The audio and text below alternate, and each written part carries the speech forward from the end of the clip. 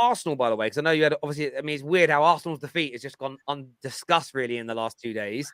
What was your thought of Arsenal's performance at the weekend, mate? I've got a bone to pick with you. Go on, mate. I see your fan cam review show. Yes.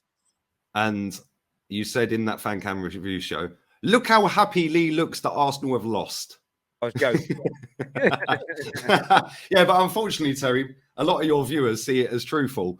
I did also say, I did actually agree with a lot of your points after that. I know you did. But I had a couple of guys in my chat last night going, why was you so happy Arsenal lost to Everton? I said, oh, you must have watched the fan cam review show.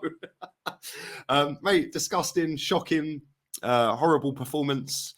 We have bigger fish to fry, is what was said after. I'm glad we've moved on from this FFP debate, by the way. Only an hour and a half. Mad. But yeah, I was very upset with the FA Cup loss to Man City. And we had 8 days to go and fry these bigger fish that everyone kept banging on about. We threw away the League Cup against Brighton, put that in the bin real quick. Didn't care about that. It don't matter. It's a shit cup. Okay. Then we threw away the FA Cup. It don't matter. We've got bigger fish to fry. 8 days later, we're going to play one of the bigger fish that we have to fry. And we're going to put that level of performance out. Shocking, embarrassing. Not good enough. We knew what Sean Dyche was going to do. We knew he was manager. We haven't won at Everton since 2017. Yeah, this manager has got a bad record against Dyche. He's got a bad record against anyone who parks the bus.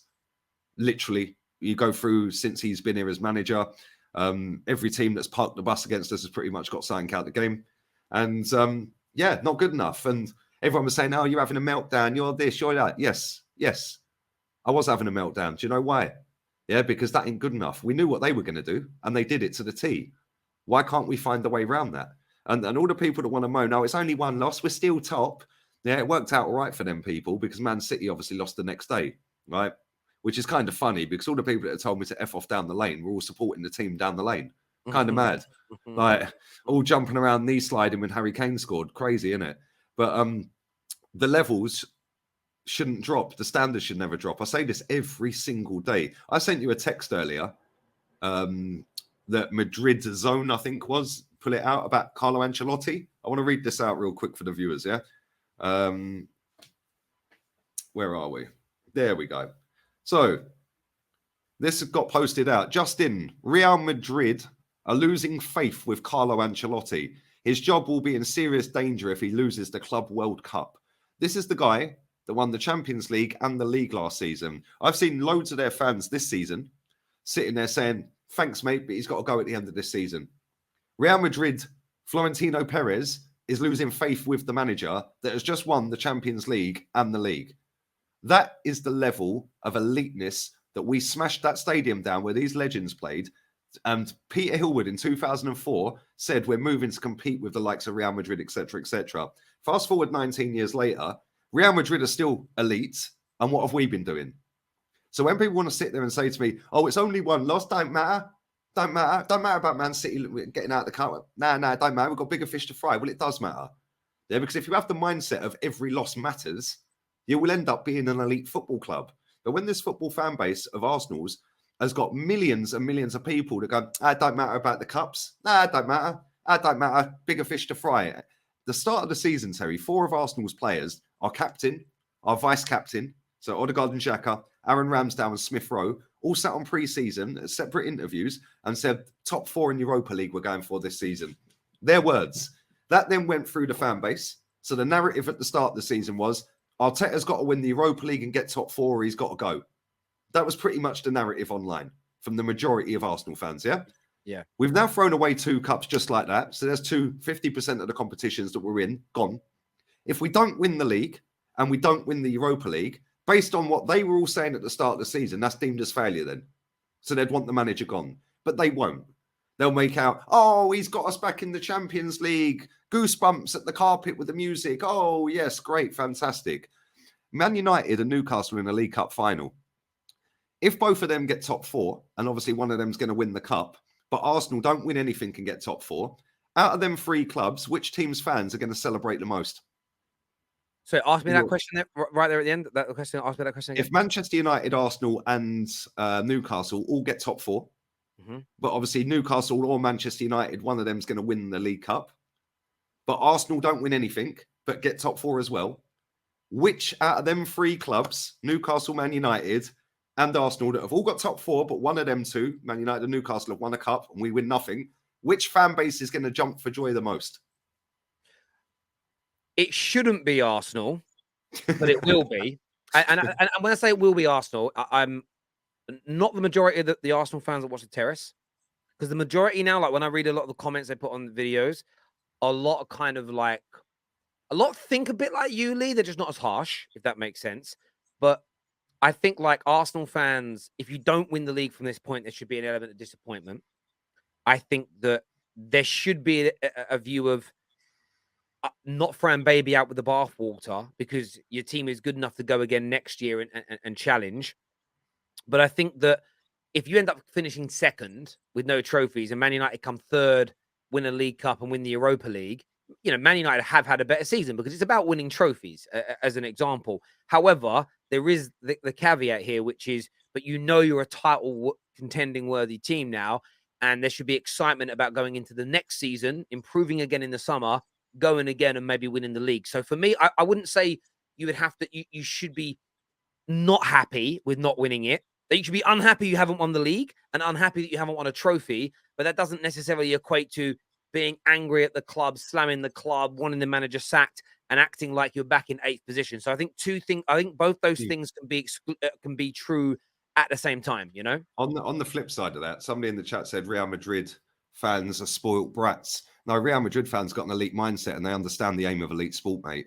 Yeah, and Barcelona are currently 8 points clear or 5 points clear of Real Madrid. Real Madrid have lost 1 game in the league more than Arsenal in the same amount of league games. They've played 20, they've lost 3. They're second in the table. And their manager is about to be sacked if he loses the next game. And he's just won the Champions League and he's just won the league. And if we don't win anything, we got to, let's just go again. Another season, let's go again. This sentiment, yeah, and like putting a manager or individual players' careers over the good and great of the football club has destroyed my club beyond repair, Terry. Because we could literally fall away, capitulate, lose the next 10 games, finish 5th, and everyone is saying, don't matter, weren't expected to win the league anyway. Yeah, and we'll go again. Give Arteta, we can't compete. Let's say Chelsea got in the top 4. Man City win it, let's say. Chelsea, Newcastle, and Man United, and we end up finishing 5th, right? It'd be, but Chelsea spent 600 million quid. How are we supposed to compete with that? They'll totally forget about Newcastle. Yeah, and it's round and around and around we go. Elite mentality is lost on so many people in football. It is crazy. Yeah, the whole reason a lot of these people support these football clubs, Man United, Arsenal, Chelsea, etc., is because they were successful. And and when you're a kid, you know this, Terry. When you're a kid, yeah, you want to support the team that is winning. You get bragging rights in the playground. You can pretend to be your favourite player from that club, etc., etc. Fast forward all these years later into adult life, and it don't matter anymore. It don't matter. Don't matter if we don't win. Well, sorry. I see my stadium, that club, my football club that I've supported for 40 years nearly, smashed the stadium down that these legends behind me played in to go and compete with Real Madrid. Real Madrid were elite 19 years ago. They're still elite now. And they're on the cusp of sacking a manager that is elite and has been for 40 years. Yeah, because he's currently second in the league with 18 games to play. And that is deemed not good enough. That is the standards that my football club should have within its fan base. Can I ask you a question though? Like, and I'm not disagreeing with your point. I want to understand it more. Do you not sometimes think though that a manager can have a bad season or a bad 3 months, and maybe if they would have stuck with a guy through that bad month, that bad 6 months, that bad season, they could have come out on the other side and won more? I always remember with Chelsea as an example, when they got rid of Ancelotti, I just remember thinking the year they sacked him, he didn't even have a bad year by Premier League standards. That doesn't mean that Fergie had a number of years where he didn't win the Premier League. He won 13. He was in it for 20 years. So in those 7 years where he didn't win it, like Real Madrid would have probably sacked him. But then a great example would be between 2003 and 2006, Man United didn't win the league. But then we did a three-peat, won a Champions League, and then 2 more league titles. Do you not sometimes feel like maybe they're a little bit too trigger happy, and maybe they're able to be trigger happy because there's basically 2 teams in Spain that have the monopoly over the whole league, so it's easy. But in England, like Arsenal don't have that monopoly. So if you're chopping and changing every 6 months, every 12 months, if you go through, I think since 2004, Real Madrid have been through about 14 managers. If you change with that regularity, do you ever think you'd be able to build the stability to continually compete and win, not having the financial monopoly in England? Yeah, I think you can. Like, if you look at the 3 most successful teams in England and in Europe in the same time period from 2004, Bayern Munich, Chelsea, Real Madrid, they've had 50 odd managers between them. Mm.